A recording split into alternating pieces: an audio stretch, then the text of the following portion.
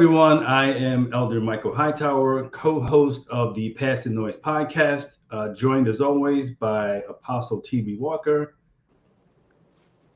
Get him in here. Hi, Apostle, everybody. how you doing tonight? Great. Good, good. Before we get started, just a couple of quick housekeeping things. Listen, this show is about we throw out a topic, we have a discussion, and we're looking for a discussion. These are not intended to be lectures or like some kind of teaching. Like, we want you to be engaged. We want your engagement, which is not the same as your agreement, but we want you to be involved, have your say. You know, whatever the case it may be, whatever your input is, we certainly value that and welcome that. We certainly thank you for joining us tonight. I'll be putting the call-in link in the comments section shortly, so you can use that link to come on live, or if you prefer, you can just leave a note in the comments. We'll read the comment on the air, and then we will respond to the comments, and we can have a dialogue in that way. But we hope you'll join us during the course of this conversation. We're looking forward to it. And listen, if you missed any of our past shows, you can go to our YouTube or Facebook page. The full shows are there. And if you want to, if you've seen it for the first time, you can make a comment on either of those platforms, and we'll respond to it there. We can have an ongoing discussion. The discussion doesn't stop necessarily when the show stops, but so certainly if you put something in there, I know I'll jump in there. I know Apostle will jump in there. Right. So absolutely. So just, looking forward to that. Looking forward to just continuing to engage as we continue to, post these shows, and I'm enjoying it. Apostle, I think you're enjoying these Absolutely. shows as well. Some interesting topics, wide range of perspectives. I mean, we look at it from cultural, spiritual, social, economic. I mean, we're trying to pick topics that interest us, but will interest a wide audience, but also things that people can chime in on. But again, we welcome all perspectives in all points of view on these topics. So tonight, Apostle, before we get to our main topic, I wanted to get some of your thoughts on what has been and what has continued to be a highly partisan debate over immigration, specifically illegal immigration. We did a full show on that, I don't know, 6 or 7 weeks ago. We covered a lot of it. I mean, it's so much to cover, but we covered a good bit of this topic.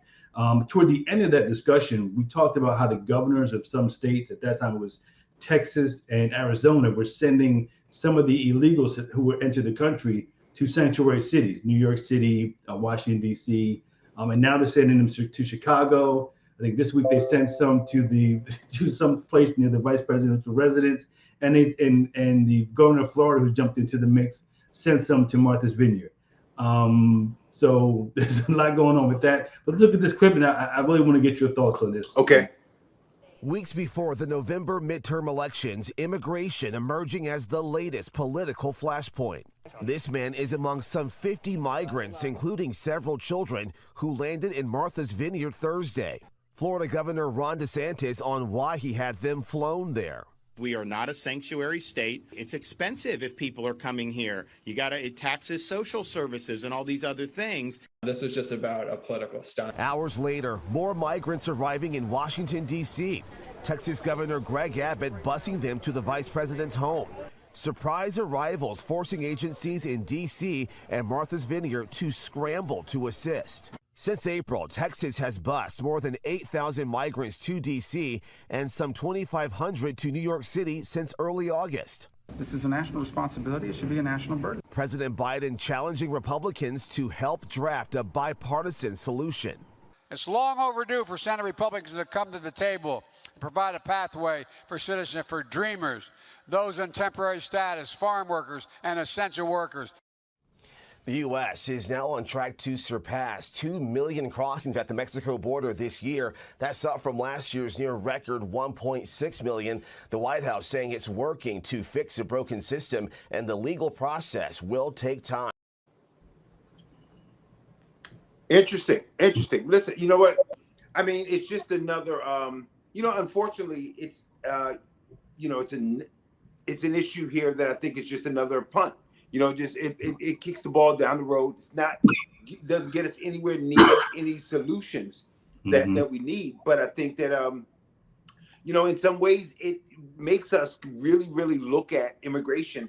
Well, you know, some people, you know, I think, you know, those that are affected in these sanctuary cities are going to have to look at what it means to be a sanctuary city. And I think, you know, in some ways, again, it's not a solution, but I do think that as you begin to look at what's going on, it then begins to question, like, listen, if you want to be a sanctuary city, what that actually means is that you are offering, you know, you're an open door for immigrants. So if that's the case, then I think that in some ways systems are now, you know, people who are speaking about this away from the border are now having to deal with what they were able to say freely, but I think that they weren't dealing with. New York was able to say it, but it wasn't dealing with you know, migrants being sent directly. So I think when you look at the states that have that, you know, some of the chickens are coming home to roost, and some of those things that, you know, were out there and as great Democrat talking points are now really, really beginning to open up another discussion in terms of, is it possible to just have our borders just wide open and without law? And I think that we're seeing it's impossible. And now that other people are having to deal with the issue, I think it's becoming a little stressful. Yeah, I mean, I mean, all these political stunts, absolutely. I mean, it's gamesmanship and that the sort of thing. It's sure, absolutely, it is. But and when it first started happening, I was like, I mean, now they get a taste of it. Hopefully, this will open up a dialogue about, okay, this is what we need to do to fix the problem. That hasn't happened. What's really happened is you've had an escalation of the partisanship and the fighting. Absolutely.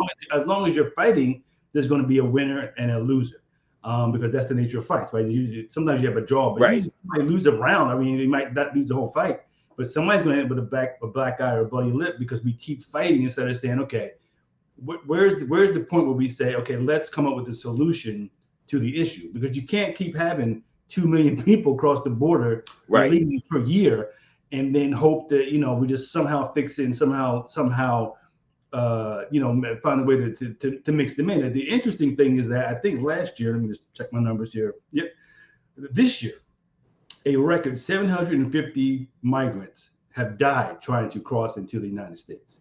Doesn't sound like a big number, but that's actually 62 people a month. I mean, 62 people every month are dying trying to get into this country. And immigration should not be a game. It should not be a lottery. It should not be a death-defying experience. It's not like they're jumping out of airplanes or, you know, going over Niagara Falls in a barrel. I mean, they're walking across land and then trying to get across the river in a lot of cases. But that's just the people we know. About 750 that we know about. I'm sure there are many people who died somewhere along the way or somewhere along the process, and that's sad. I mean, it's part of that on us. I mean, I think part of that has to do with our policies. I think there's blame on both sides. I think it's time for the blame to stop, and it's time for us to be coming up with some solutions to this issue. Yeah, it's a tough issue. You know, I mean, it's really tough because, I mean, I think we, you know, some of the restrictions have got, you know, they've got to get stronger. And in some ways, it's just really upholding the laws that are already there. You know, we can't have porous borders. We can't have just people just coming over. But it is a dangerous trip. And it's not just that, you know, I don't know that we're making it more dangerous. I think the reality is that coming over illegal is dangerous. You know, there are borders that are already, crossings that are already set up. And to go through the desert, to go through the Rio Grande, it's a dangerous trip. You know, and people are taking it at their peril. And I get it, because there are lots of things going on in Mexico, Guatemala, and all these other places that people are trying to get in. But illegal is illegal. Yeah. But it does seem like on some level that it's out of control on purpose. Because you know who you don't see. I was talking to somebody about this the other day. You know who you don't see living in tents and being bussed and planed all over the place? Immigrants from Ukraine. Right. You don't see them at all anywhere. Right. So they're being brought over in an organized fashion. They're finding places for them to live and to do this and thus and so. But you don't see them on the news. I'm not seeing anything on the news. So I think there's a way to do it. I think we have chosen not to do it. I think there's a way to bring these people in at a certain number, whatever that number is, that you can handle and process, because they handle and process all the Ukrainian refugees or immigrants, whatever you want to call them, with no nothing. Well, Ukraine may be a little different though, because I think that, you know, with Ukraine, we have an influx of Ukrainian refugees because of the war. I think because our neighbor to the south, being Mexico, this is an everyday issue. You know, once the war is over and things settle down in Russia, I suspect you're not going to have a bunch of Ukrainians and a bunch of Europeans trying to get to this country through the Mexican border. But I think with what you got in Central America, what you got in going on with the cartels in Mexico, gangs in Guatemala, that's our everyday issue. Whereas, you know, this is going to blow over with the Ukrainians, but with the Mexicans and with this, you know, those from Central America, man, this is our everyday issue, and their natural place is here. And I'm not sure. I mean, I get the, you know, give me your tire, you know, you're poor. Then I get that, but I'm not sure that we can sustain, you know, the amount of people that want to come here. You know, when you look at what New York and what the Delaware is going to endure, and other places are going to endure. One of the things that's interesting to me is that, you know, they're able to find some housing for some of the people that are you know, have been bused there. And what a strange thing is that we've got this housing shortage, and they're Americans who just are you know, on this long list. They've got to wait years. I think it's amazing that they've been as successful as they've been in clothing and feeding and finding shelter for, you know, the immigrants that are coming over. I think it just really, really brings us back to how deep are we going to look domestically versus, you know, and taking care of our own. I think that's really an issue here. Sure. No, it's definitely, that's absolutely an issue. I think it's definitely different. And I was just referencing sort of how structurally we figured out a way to get the Ukrainians here in an organized fashion. Like that's orderly, it's organized, it's sort of, you know, have plans in place. So I think I was just referring to the structure, but it is different. I mean, certainly they're coming from half a world away, so they have they're coming, all that kind of good stuff. But it's still sort of like this thing it's out of control, really. It really is out of control. I would imagine there's a structure that's already set up for, you know, through the UN, you know, worldwide for, you know, situations like Ukraine. I would imagine that they're just from a domestic place. There's really nothing, I think, in our planning. You know, I think there's planning for war. There's planning even for famine and earthquakes. I don't think there's any planning for people just coming over the border every single day for a better life with things that we as Americans may have no necessary connection to. We've got a connection to Europe and what's going on with Ukraine. We may not know what's happening in Sinaloa, but you've got, you know, 5,000 people that are coming and saying, hey, you know, in Juarez, this is what's happening. And we're saying, I heard about that, but that's not on the news. You know, what's going on in El Salvador is not on our news cycle. So in some ways, these are real others because their situations are really unknown in some ways to us. You know, we look and say, you know, somebody's going to kill my child. Unless you're really deeply entrenched, those are really left our news cycles. But, you know, Ukraine is still there. Yeah. It's unfortunate. And I think that, you know, the tennis game is going to continue.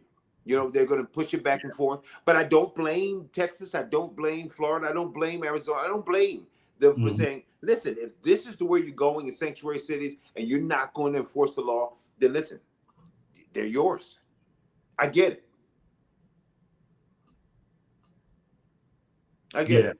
Yeah, definitely. Let's see. We have a comment. Bring this up, and then we can switch gears. It's Dodgy. Hello, Dodgy. Dodgy says Martha's Vineyard should be closer to home. Yeah. Absolutely. Yeah. Absolutely. I mean, you know, I'm not sure. Just gauge it. Well, Dodgy, you know what? I would like.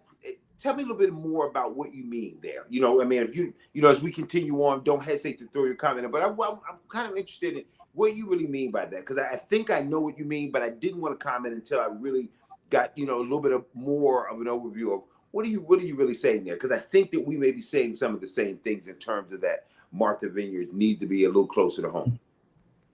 I could certainly agree with that as well, if I'm following you correctly. And we'll wait on that if she'll come back with something else. Yeah, if she comes back, we'll get back to it. We'll wait a beat or two. But I guess we'll just go ahead and introduce, switching gears now to the main topic for tonight, which is the hypersexuality, if you will. Dodgy came on. Hold on. He says, as Christians, it is difficult to accept allowing the movement of humans displaced in America this way.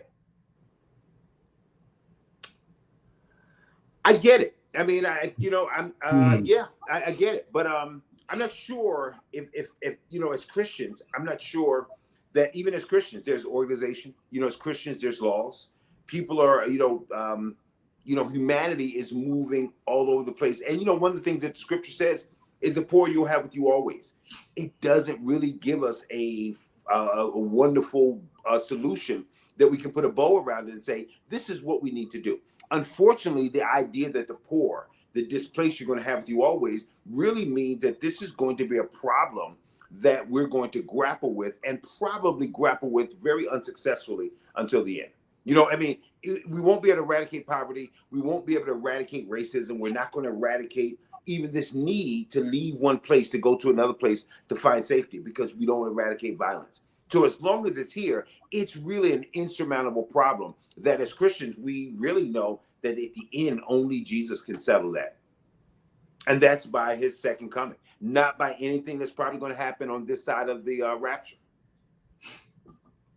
Yeah, she made another comment. I thought this is where she was going. She was sort of going with the inhumanity of it, like the playing games with people's lives, which is certainly what's happening. It's a game. Yeah, I think we kind of let off, but it's a game. I mean, this whole thing is turned in sort of I'll send them here and then you send them here, and I'll do this and you do that, instead of sort of looking for a solution. So I agree that the game plan should definitely needs to come to an end, and we need to come up with a solution to how to do this in a way that's humane for American citizens and humane for people who want to get here. Because it's got to be orderly. As soon as you take the order out of it, that's when you start to have all these other. This when you have games. I mean, and these governors are trying to make a point. I think the point has been made. This is why I said, okay, you made your point. We get it. Right. Now move on to the next thing. Yeah, and I think that what's being challenged here is the land of the free, and the liberty for all. We've never lived up to that ideal. The truth of the matter is, on paper, this should be much easier than it is. But the truth of the matter is, our lack of humanity has been shown even with citizens that are here. So, I mean, until we are able to really, really view our citizens as, where there's justice for all, it's going to be impossible for us to really, really see justice for those without justice coming for those within. Yeah. And Dodgy says, hate to admit it, but you're right. Only Jesus can fix some of the ills of the world. Yeah. Absolutely. And these are insurmountable problems. And I think that as we get here, some of these problems are really geared for us to be able to see our weakness. I mean, our inability to figure it out. There's going to be some things here that we just aren't going to be able to figure out. And part of that, I think, is a part of the divine plan, just going down that road that you're looking at. That's part of the divine plan, to wake us up to our inability to fix problems that we've actually started. These are human problems, but they're bigger. They're just something that humans can't fix. These are human problems that we started, but we can't fix it. No different than the Adam problem of eating of that fruit. What's the fix for that? Jesus is the only fix for that, because we've been trying. And we don't get better. We just keep digging a hole for ourselves. So if we're looking for man to really, really be a good guide and a comforter to man, it's never happened. Man has always been selective. And I think that, as you look at, genocides, we lift up the Holocaust, but we look at other genocides like Rwanda and many other genocides, and they're like forgotten history, even though they were more recent history. So our inequality and our views are really, really just being exposed now, that we don't know what to do. Yeah. And I think that's what we're dealing with. Yeah, definitely. Absolutely. And let's go ahead and that was a good conversation. Let's go ahead and switch gears to what was going to be, what still is the main topic. Hypersexuality of the American male, though we can expand that to be, because it's not just American, but just hypersexuality in our culture, and how it manifests itself in just the different ways in which we see that, and not hypersexuality as a mental disease like sexual addiction, although that can be part of it, but the way that sexuality sort of floats through every single part of our society, even things don't have anything to do with sex. We still see sexuality embedded in those things or using those things to sell things or promote things or whatever else we're doing. And one of the interesting things about culture, I'd like to get your feedback on this, is once you have things in a culture, because the culture is basically just a society's accomplishments, what they built, what they created, what they put together. Once you add something to a culture, it's very difficult to get it out. It's very difficult. Sure. I mean, once you add something to a culture, it's very difficult to get it out simply because once it gets ingrained, it doesn't work. It becomes a part of the lexicon, becomes a part of the operating, the operating manual of the brain. It becomes our modus operandi. So, as we added violence to our culture, it becomes a part of the way we think and our music and our movies. When we add sexuality and hypersexuality to the culture, it does exactly the same thing. And we push the boundaries further and further. I mean, if you look at, what you would have seen on HBO 20 years ago, what we have now is basically we've got full frontal nudity. You basically have pornography. I mean, these were the things that were, rated R back in the day. An R rating is almost an X rating today. So everything's changed. And so as you add it to the culture, it's like yeast. It doesn't stay the same. It not only grows, but it permeates everything around so that it's wrapped around politics. It's wrapped around, athleticism. It's wrapped around education. It's wrapped around entertainment. It's wrapped around everything. Everything. Yeah. Everything. Yeah. I mean, yeah. You mentioned this a few minutes ago when you were talking about the immigration stuff. There's a thought that we have that as we improve technologically, as we build better and bigger things or whatever, that we've gotten better as humans. Like humans have somehow advanced. When in reality, we really haven't. I mean, we're really the same as we've always been. It's the same stuff. It's just that, now we have fancier clothes and we have fancier houses and fancy cars and automobiles, and we built technology. I can call somebody half around the world in 2 seconds. So we've all these things that make it seem like we're better. We're good. Like we're just continuing to improve and evolve, and that is just not the case. Especially if you look at the sexuality aspect, the way that women are treated, it pretty much hasn't changed that much. It's been cleaned up. Like it's not always as obvious, but the way that the culture sort of has placed women, it hasn't really changed that much. I think that's what you were talking about when you were talking about hypersexuality in general. It's just like, well, how would you define it? Well, I mean, I think you were right. I think you were right on course. I think that it is, it's like sexuality really on steroids. But in some ways, it's not. The hyper part, is the increase, right? But the truth of the matter is, it really is. When I look at hypersexuality, it is really moving sexuality to the forefront of our decision making. It has to do with our clothing. How I look. It has to do with my esteem. And it's not just, big or small, tall or skinny. That's about sex as well. So it's in my clothing. Does this look sexy? So all of these things, even in terms of, I saw an article about teachers, and is the teacher dressing too sexy? Are those clothes too tight? It's That's really right. In every single area of our life. Tinky Winky. And, you remember I forgot what the Teletubbies. And it wasn't enough for the Teletubbies just to be around. It was like, is this one gay? Is this one straight? This one actually is teaching our children to do this and that. So when you look at it, man, sex, hypersexuality is in everything. We are really inundated with this idea of sex, and we don't know really what to do with it. I think our hypersexuality is really putting it on the table and really saying, okay, what do we do now with this, with these permissions that our culture is given to really be free with sex, with the views of sexuality?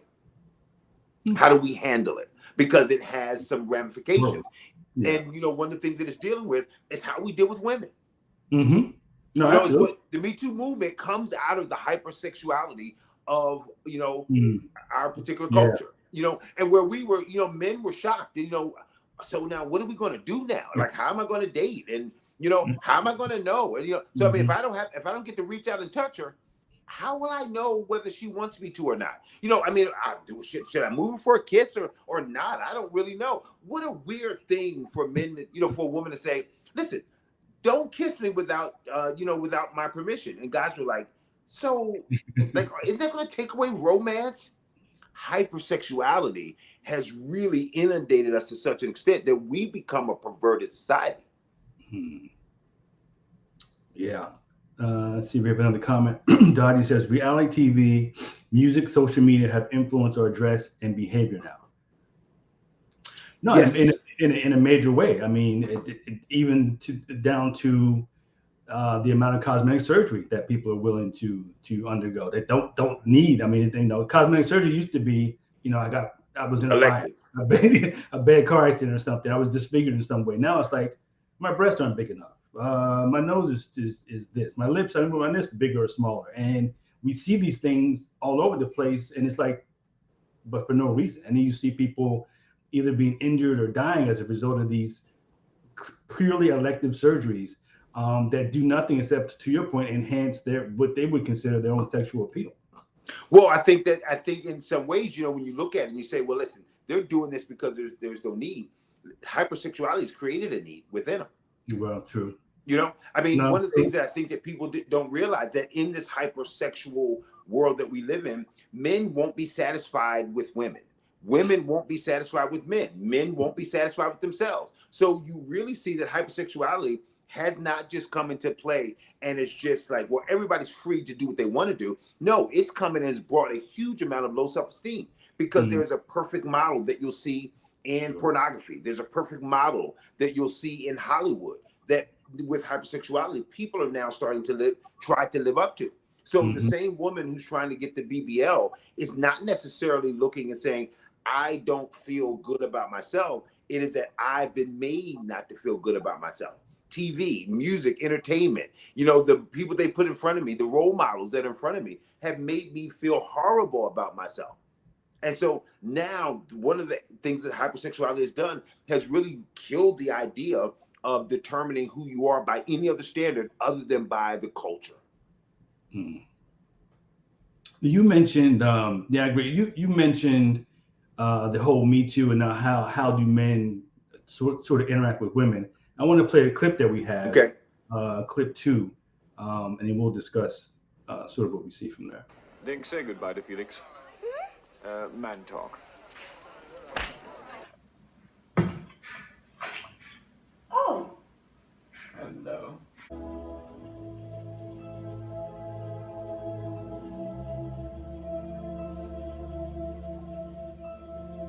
Arms above your head, please.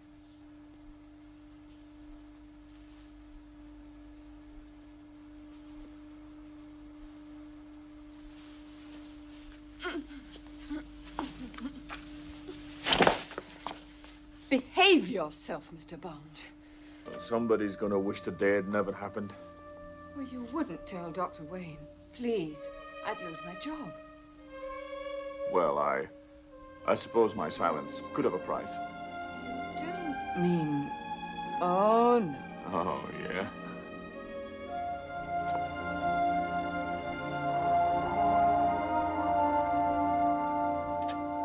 Yeah. Now let's both play.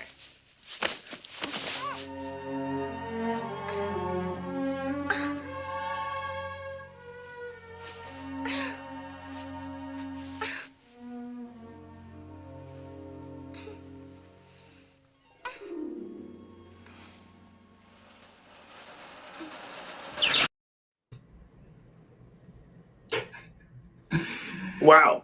Yeah, and that wasn't that long ago. Like those kinds of things happen in those movies up until like the 90s, and still a little bit today. But the whole thing is that wasn't like somebody making stuff up out of whole cloth. That was a reflection of the culture. Men just keep pressing until she gives in.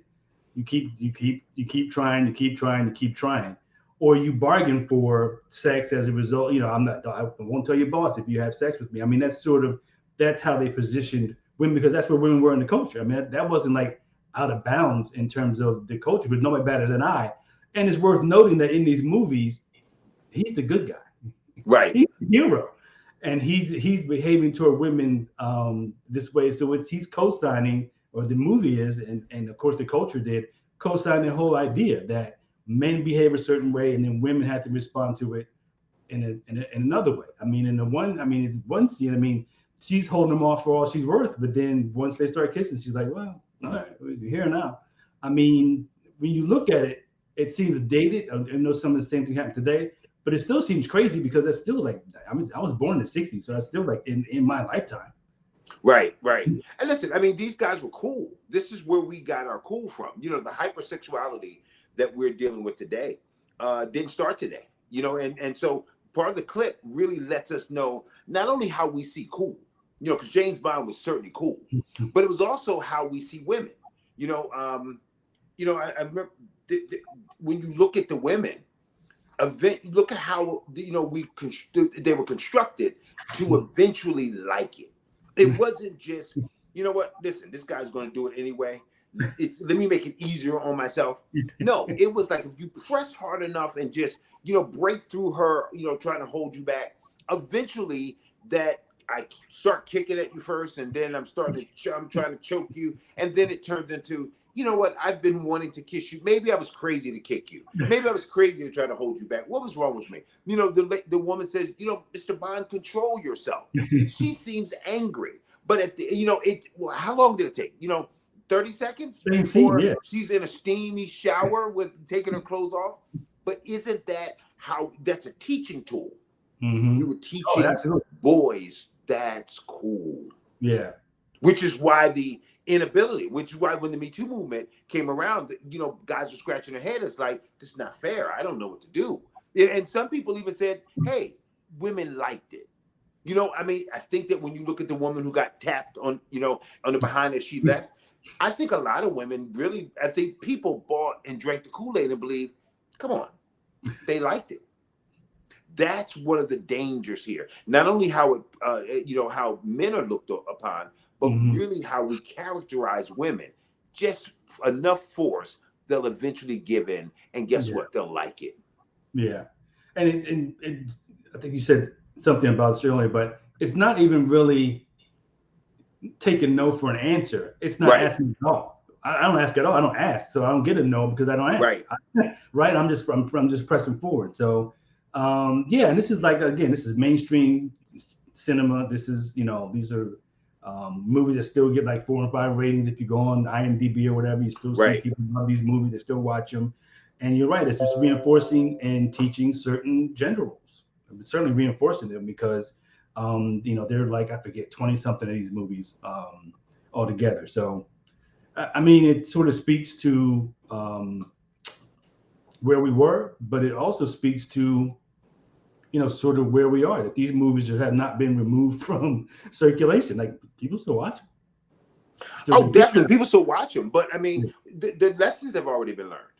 You know, they were a stepping stone on other areas of genres, you know, Gone with the Wind. There are many other movies out there where you see, you know, the woman, you need to be kissed and kissed often, you know, and the woman saying, I hate you. And then all of a sudden, the remedy for that is a kiss on the lips. So, you know, when you look at that, what a weird way that men, you know, that we've been trained and taught in our society.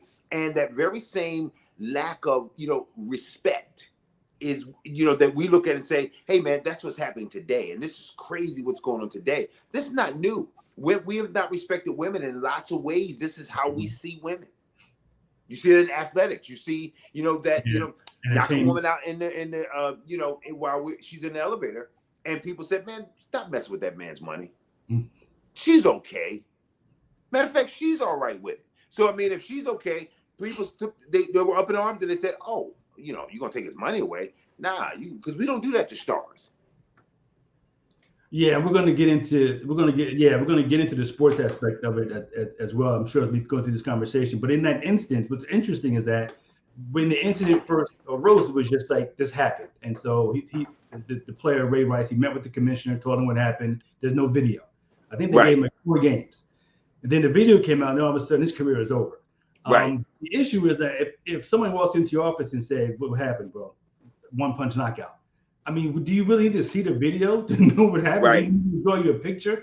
The issue for the NFL wasn't so much what he did. It's like now they see it's a PR issue now. It's not an issue of we care about women so much and women are so valuable to us and we want to make sure our players are not hurting women. It's like because you gave him 4 games.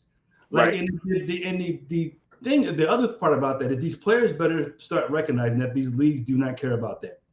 If somebody had actually cared about that young man, they simply would have suspended him indefinitely. Like, we're not even going to worry about you playing football. You are suspended. You need to get some help. You and your girlfriend need to get some counseling, whatever the case may be, but you're not playing football. The league should have done it, or the Ravens should have done it.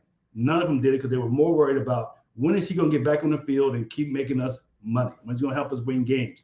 And so when that's the focus in athletics, I mean, you play sports, like you run down the first base and you sprain your ankle, and the first thing you ask is like, how long will we be out? Right. Will I ever be able to walk normally again? This is going to affect my long-term health. It's like, when can I play again? So the NFL as a whole and the other sports operate on that same thing, which is, when can we get him back? Well, I mean, the NFL certainly knows what is a crime, right? The NFL is, if you kill somebody, NFL is certainly, when murders come up, the NFL has definitely been there to make sure, like, we're gonna wait and see what the district attorney has to say. This person's suspended. There's certain crimes that the NFL definitely knows how to punish. If you take your helmet off, and take a swipe at somebody, NFL's right there with heavy suspensions. But now with women, I have a suspicion it's just women. These are just women. So I think that when you look at it, we've been here before. These are just women on the yacht. Domestic violence. These are just women. That's not big enough, and I think that's really what we have to really look at. Look how long it took for people to believe the women with Bill Cosby. Mm-hmm. You need 20 or more for people to say, okay, all right, 20 women equals like 1 male testimony. Right. Okay. Then now maybe we'll take it seriously because of how we view women. We don't trust them. They're fickle. We have to make up their minds for them. And that's what James Bond did. That's what many of the people in the past said. You don't know what you want. When you try to push me away, you don't really know. And look what I did. See, you. And so when we see with Bill Cosby, there's a part of that people still struggled and said, come on, they wanted it. Mm-hmm. He's rich, powerful. Why are they there in the first place? What time did they leave? What are they doing there at 2 a.m.? So when you look at it, that's the way we definitely viewed women. And I think we've seen it from one perspective, but I don't think we really looked at the idea that this boys will be boys mentality is really, it's really a part of our lives now where we almost excuse men's behavior because that's just the way men are. James Bond looks like a regular guy. Absolutely. We have some comments. Yes. Kyrie says, so many thoughts and so much to say. I don't know where to start. And then she started. So, I had a feeling she would. I was watching a couple of movies this weekend. One was a Christian movie that said Christians should not allow themselves to be entertained by movies that do not promote Christ, and quoted Romans 12:2. Yeah, I mean, absolutely. I mean,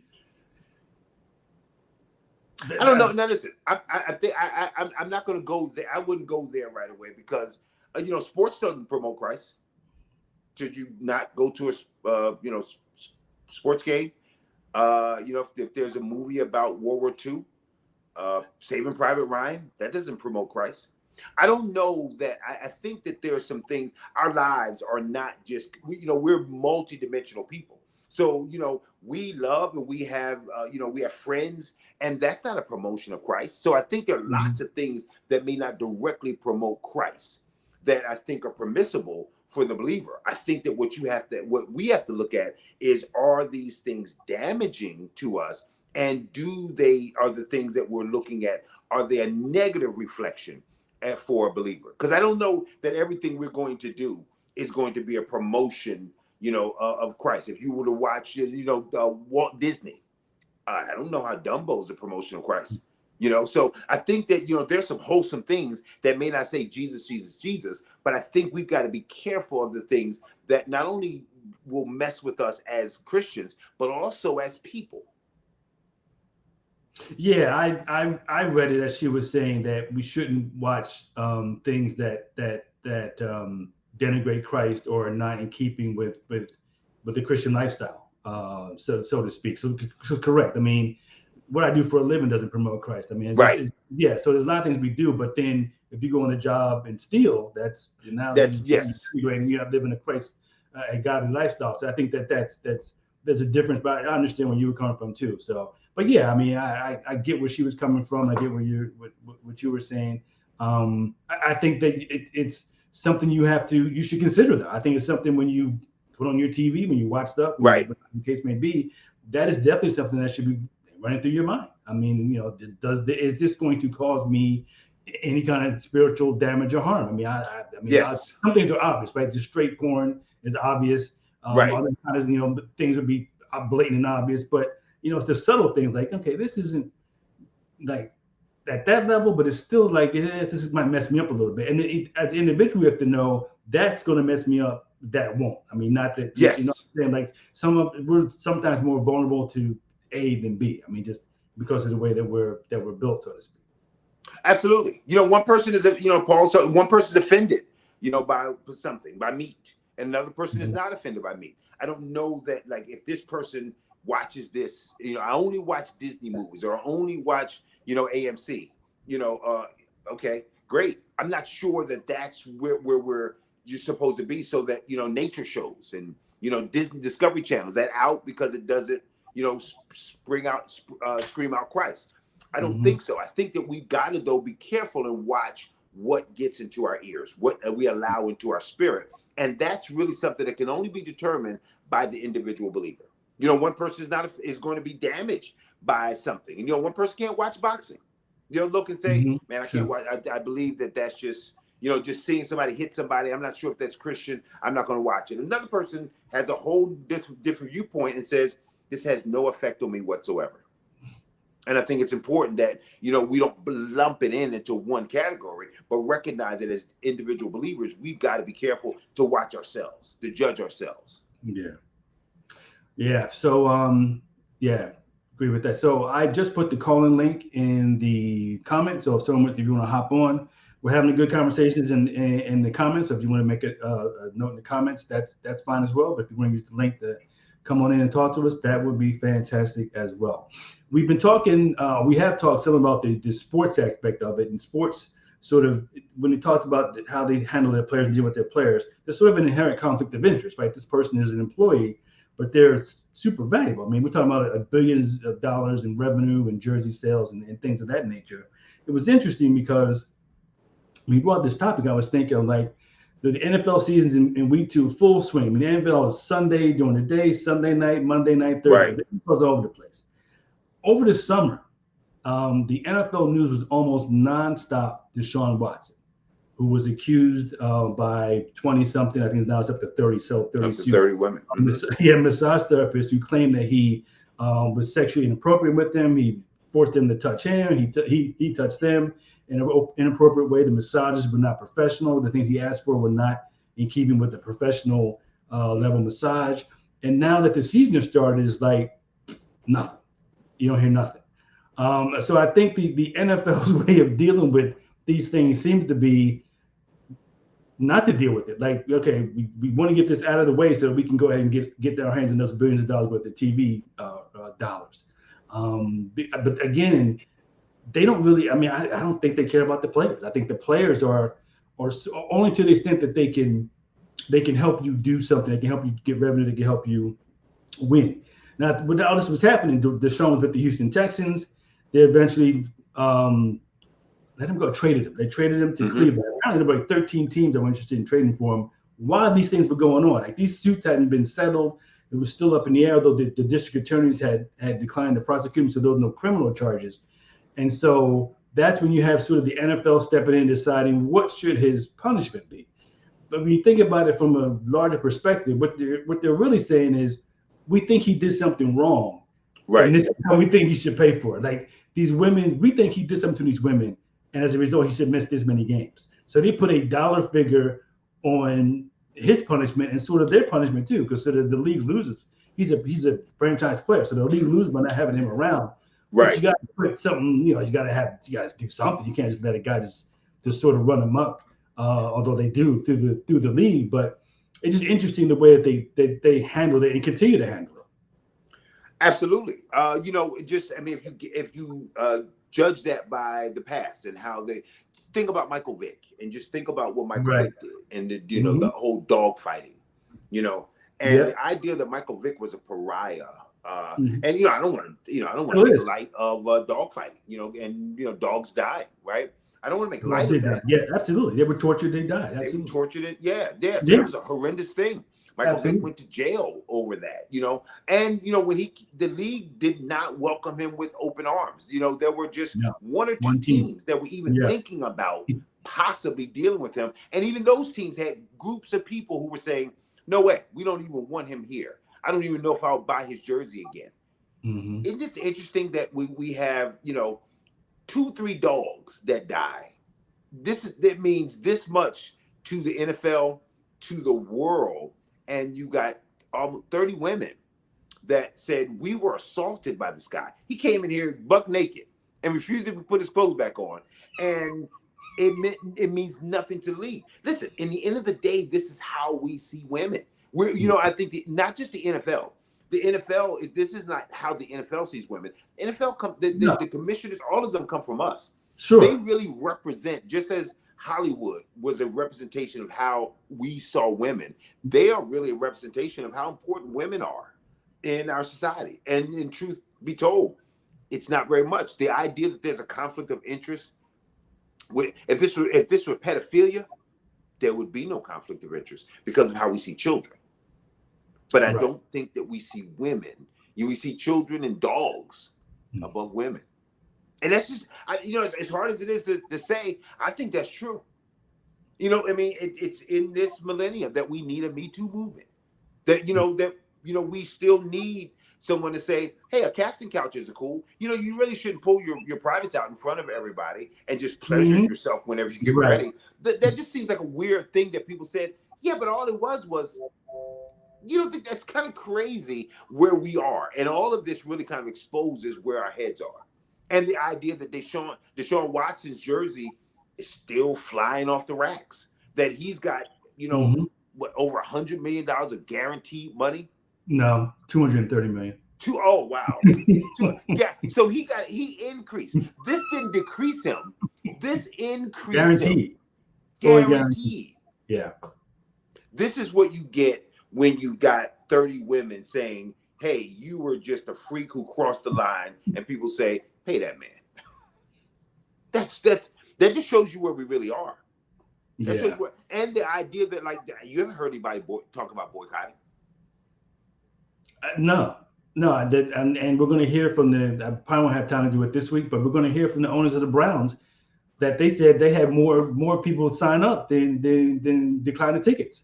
Right. And his jersey sales, I think, like in 21, and it's like 1,600 NFL players. So his jersey sales are way up there, meaning the Cleveland fans have accepted him. Like, yeah, he did that thing, but we're going to win a lot of games with this dude.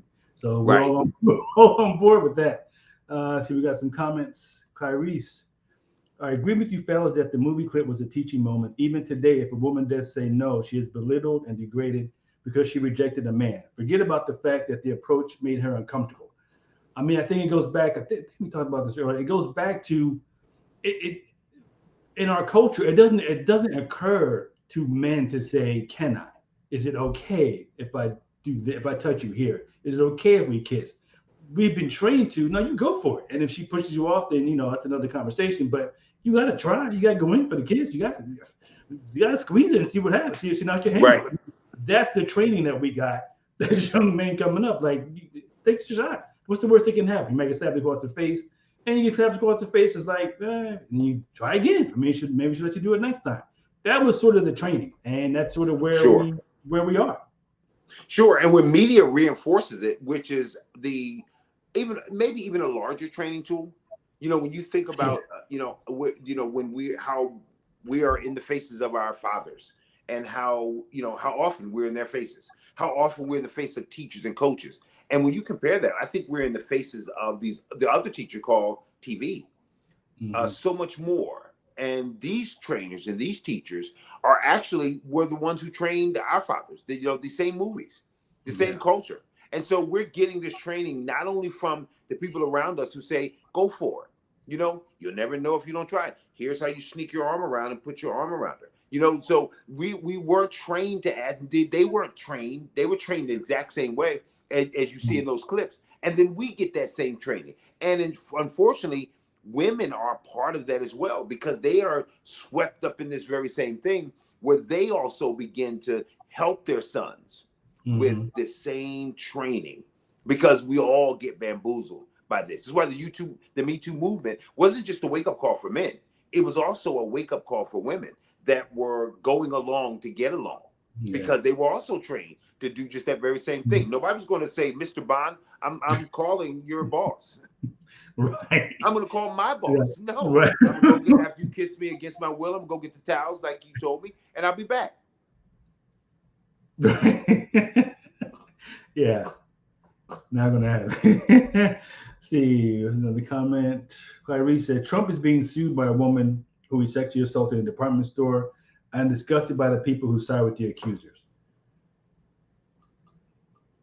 I mean, I think they're siding with themselves. I mean, I think they see themselves in that thing. Like, that's the thing I would do. I mean, if I was him, I would do the same thing. I mean, I think you see a lot of that when he talked about grabbing women by their private part.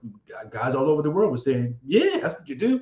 And then you see what happens. I mean, she might like it. I mean, that's the whole, it's almost pathological. No, it is pathological. I'm going to do this and see if she likes it, even though a man wouldn't like that to happen to him. Like, you want that somebody to, I want to just punch him in the face. Man, he might like it. Just see if he likes it. I mean, men would never put up with that on an individual, let alone a wholesale basis. And yet, that's sort of just the position that we find women in. Well, we never said we like that. We're taught that women like it. That's what women want. So, I mean, men will never get it because we're never told. We don't tell anybody we like it. We tell people, like, this is how you need to deal with us. But we, as men, also were the ones, and for years, and, you know, when you look at the abortion issue, we've kind of told women who they are. You know, part of this training is not just instructing men in terms of who they are, but in this male-dominated culture, we've also said to women, this is who you are. You know, you're weak. You don't really know what you want. So in some ways, we've taken over the training in this hypersexuality. We are not just training men, but we also train women to submit to it. Yeah, you know, to not like the guy who asked you. You know, I remember, you know, as a kid, you know, not as a kid, but young. And I remember, like, you know, 16, 17. And the interesting thing was, you were corny if you asked a girl to dance. If you know, I mean, I remember there were guys who just, you know, start dancing in front of a girl and just start, you know, moving around, and then she would just start dancing, and like that's how it was done. So if you came and said, you know, you want to dance, you know, even girls looked at you like, you cornball. Like, I mean, you want to dance. That was the way it was done. You know, if you were at the door, you know, it's the end of the night. You're corny if you said, may I kiss you? It sounded like a cornball. And, you know, the weird thing is the very thing you're saying that we should do, we've been trained like, nah, the real guy is going to go in for it. If she doesn't want it, you know, she'll turn her face to the side. She'll say no, you know, she'll say no. And the worst thing is you'll get embarrassed. But what's more embarrassing is you asking. And that was the training I think that we got. Yeah, I mean, because we did it without thinking about it, but it's just part of the whole, like, part of the culture. It's part of the culture. You just sort of do it without really even considering, like, how wait, this is a little crazy. This is a little off. That I'm imposing myself on another person without like any permission or anything. Like, I'm just forcing my way in, and then we see what happens. It's sort of you would think it's counterintuitive, but once you've been trained in that way, it's actually not counter. It's actually intuitive. Like, oh, this is how you do it. And then absolutely, your friends are watching and all that kind of stuff. That hypes up even more. So then, if she does something, then you're like, now you gotta do something to come back from that, because I'm not gonna be embarrassed in front of my friends. Now you have a whole different level of escalation and what have you now, which is how we get to you know, no means no, which no one should have to define. No one should have to define that no means no, right? That just no is a universal word that means exactly what it says it means. But we take it to mean in a hypersexual culture context, no means not right now. Maybe, you know, check out in 15 minutes, check out in 30 minutes. I might be in the mood. I mean, that's sort of how that sort of evolves. So no actually doesn't mean no. No means something else. And then you say, did she say no? You're like, she kind of did, but I could tell that she really didn't really mean Right. no. It kind of was like body language and like, you know, I could tell she really wanted it. Like that's kind of where people, and they're serious. Like they're not making it up. They're serious about it. They say, yeah, she kind of really wanted it. But you know, she really didn't. But that's kind of where we tend to lean. I mean, it goes. It's not just sports. We talked a lot about sports tonight, but it's like you think about back to the Clinton presidency, the way that he treated an intern. I mean, basically, she was used, and then when thing came out, thrown away, so to speak. But she wasn't there. She wasn't really an important person in his life. She was just there to be used to satisfy him and just keep it moving.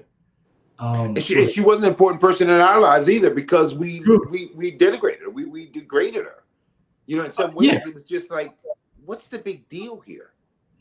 You know, his position, like, I mean, it wasn't a situation where, you know, he abused his power.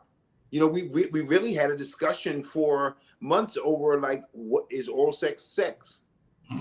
Yeah. You know, I mean, you think about what actually happened there, and Bill Clinton was able to say, well, is that really sex? And people looked and said, well, forget about the girl and the intern that you just used over here. You know, forget about the power trip that you're on and the imbalance that's there. Let's really discuss the thing that the man has actually said is worthy of discussing, because that's the way we've gone. And you know, this is the training here is not just with men; it's with women. You know, the wake up call is with women as well, because women have been a part of that. Women have actually been a part of, you know, he's slow, he's soft. You know, I was right there, and he didn't come in for the kiss. Yeah. You know, I'm trying to do everything I can. Women have also been a part of that, and you know, the same mothers that also got tapped on the behind and didn't like it went along with that flow and trained their sons that this is the kind of man, aggressive man. This is the kind of man that a woman wants. You know, take the initiative. You grab her hand. And so a lot of that, it was, you know, I think everybody is hurt by this hypersexuality. That's why we are really coming to the grips now with where we really are. That's why you would have people who are able to masturbate just in front of women and look and say, I'm sorry, you know, my fault. You know, I literally got to have a mea culpa over something that, like, you really need you know, I don't even know what got into me. Right. The culture. Yeah. The culture. Yeah, I mean, it's man, it's a lot, and we just scratched the surface. We've only got like a minute left, so probably we should just leave it here and pick it up next week. If someone else wants to make a comment real quick, we'll read it and respond to it. But I think we have a lot more to get to. But I think this is a good ending point for tonight, and then we'll pick it up next week. Kenny's conversation, which I think is interesting and important. Well, let me ask you something before we go. What do you think should happen to Deshaun Watson? I mean, so there's two worlds, right? There's the sports world, and then there's real life. In real life, he would not be employed by that employer, having done that, you know, in the industry. Like if you're an accountant, and you get caught embezzling, you're no longer an accountant. Right. You're a doctor, right. You keep in the medicine cabinet taking medicine, you're no longer a doctor. They come for your license. Right. In this instance, it's his punishment was based on his value to the people that employ him, the people that use him. Which he should have not been employed. He should have been. That's it. Like you have to go away. Like the NFL actually believes he did something inappropriate with at least 30 different women. I cannot employ you if I think that. Right. If you're in the ticket office, you're not coming back to the Browns ticket office. If you work in, you know, and you're the video guy, you know, do something else. You're the guy who comes in and makes sure everyone's iPad is right, or you print out all the schedule and stuff. You're not continuing to remain employed. Right. If it comes out, you're just not. And so it's a skew. I understand your question, but it goes back to how we value people in the society. In this case, what we're saying is he's too valuable, he's too big, he's too good to get the proper punishment, which should have been goodbye. Right. Boy, you've done for the league. You were a great player. We're done with you. Because right. Somebody in our employ who treats women this way. A judge, an independent judge that the NFL hired, said he was predatory and creepy. The NFL commissioner said the same thing, and everyone's in agreement with that. So there's no agreement disagreement of whether or not he did something they think is wrong. Now the legal system, that was another issue. Right. Aside from that, the NFL, inside the NFL, they believe he did something wrong and still employ him anyway. Right. Right. This is the scandal that that most people will never hear about. No, because now that there's no criminal charge, now we're talking about money. We're talking about civil suits. Right. And with the civil suit goes away when the check is cashed. That's right. You sign the NDA. So we're not going for you anymore. So that's the closing the book on it. So the NFL's like, you close the book on it, we're good. We're not going to talk about you while you're suspended. We're not going to have you on our stuff. You can still buy his jersey. You can still do all this. We're not going to. He's a non-person. But 8-9 weeks from now, he's going to be front and center again. I think December 4th. December 4th, and line to earn $230 million guaranteed because they have this contract. So the Browns, when they traded for him, and I got to get this out. The Browns, when they traded for him, structured his contract so that he lost almost no money. His salary for this year is $1 million, which of course is a lot of money, but not in NFL terms. So they structured his salary so that he would earn, relatively speaking, for NFL starting quarterback, peanuts this year. All his money's in the future after he gets past this issue. All the 230s, like that's next year. This year he's earning like nothing. Like all his money's gonna be taken up in fines and penalties. And he paid the $5 million, whatever. But he don't care about that. What's he got $5 million? That's in his seat cushions. This dude's made it like already. I think he's like made $70-80 million. Right. And he's mine for 230. So if you gotta be broke for this year, you still good come next year. You got 230 coming. Right. So that's sort of like, yeah, he should have been dismissed. We have a final comment, and then we're going to get out of here. Money over women. Yep. Hashtag sad. That's my closing. LOL. It is, absolutely. It absolutely is the money over women. Absolutely. We're going to talk about this more next week, but everyone involved agreed to sort of get past this so we can get to the bag. That's right. Everyone involved, everyone, including Deshaun. So we'll get back to it next week, man. This was great. We're over yes, time. Sir. That's all right. We'll be back at it next week with part 2, and maybe there'll be a part 3 of this because we got a lot more to sort of dig through and get through. But I appreciate you. Great conversation. I enjoyed it. We'll see everyone next week. Folks, if you like this, please like, share, subscribe to our YouTube channel. It's time to get reminders on Facebook, all that kind of good stuff. And we'll see you next week. And again, hopefully you guys enjoyed it, and we'll be back. So good night, and God bless. God bless. Have a good one.